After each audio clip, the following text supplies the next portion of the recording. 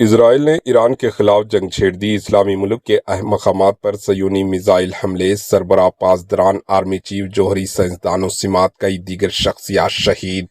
اسرائیل نے ایران پر حملہ کر دیا۔ اسرائیلی وزیر دفاع نے اعلان کیا ہے کہ اسرائیل نے ایران کے خلاف فضائی حملے کیے ہیں، جن میں ایران کے درجنوں جوہری پروگرام اور دیگر عسکری اہداف کو نشانہ بنایا گیا۔ دارالحکومت تہران سمیت مختلف علاقوں میں زوردار دھماکوں کی آوازیں سنائی گئی۔ سرکاری ٹیلی ویژن کے حوالے سے خبر دی گئی کہ اسرائیلی فضائی حملوں میں 2 سینئر جوہری سائنسدان شہید ہو گئے ہیں، جن کی شناخت کر لی گئی ہے۔ شہید ہونے والوں میں سے ایک ڈاکٹر فردون عباسی ہے، جو ایرانی اینٹمی توانائی ادارے کے سابقہ سربراہ رہ چکے ہیں۔ یہ ادارہ ایران کے جوہری تنصیبات کا ذمہ دار ہے۔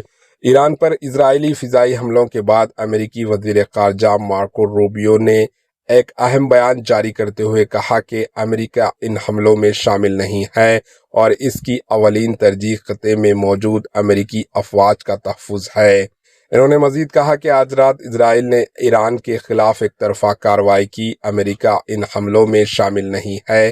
ہماری اولین ترجیح مشرق وسطی میں تعینات امریکی افواج کا تحفظ ہے۔ اسرائیلی وزیر دفاع نے ملک میں ہنگامی ایمرجنسی حالات نافذ کرتے ہوئے کہا کہ ایران کی جانب سے ممکنہ جوابی کارروائی کی توقع ہے، اس لیے سیکیورٹی الرٹ جاری کر دیا گیا ہے۔ امریکی ٹی وی میڈیا رپورٹس کے مطابق صدر ڈونلڈ ٹرمپ نے صورتحال کے باعث کابینہ کا ہنگامی اجلاس طلب کر لیا ہے۔ غیر ملکی میڈیا نے ایرانی سرکاری ٹیلی ویژن کے حوالے سے خبر دی ہے کہ اسرائیل کی جانب سے کیے گئے فضائی حملوں میں تہران میں واقع اسلامی انقلابی گارڈز پاسداران انقلاب کا ہیڈ کوارٹرز نشانہ بنا ہے۔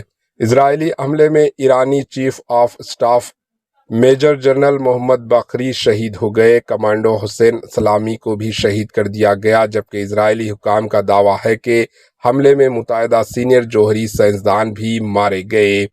Bureau report, AHN news.